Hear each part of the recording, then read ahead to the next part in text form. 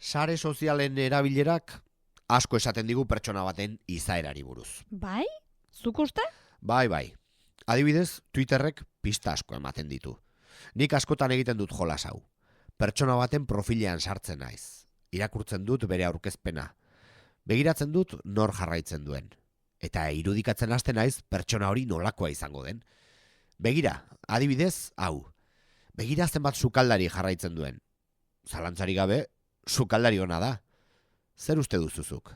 Nik uste dut gozozalea dela. Begira ze argazki daukan jarrita profilean. Eta moko fina izango da. Ez duelako edozein sukaldari jarraitzen. Punta-puntakoak. Agian pertsona berritzailea izango da, eta modernoa, gazten jarraitzailea da. Ez dirudi kontserbadorea ez. Eta ziur nago umoretsua dela, begira noren jarraitzailea den. Agian bilobengatik egiten du. Amona delako. Behar bada oso serioa da. Ez dut uste.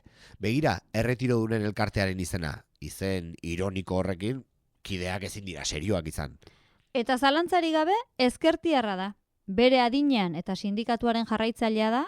Eta borrokalaria, errefuxiatuen agentzia ere jarraitzen du. Arrazoi duzu bai, izaeraren ispilua da Twitter hau.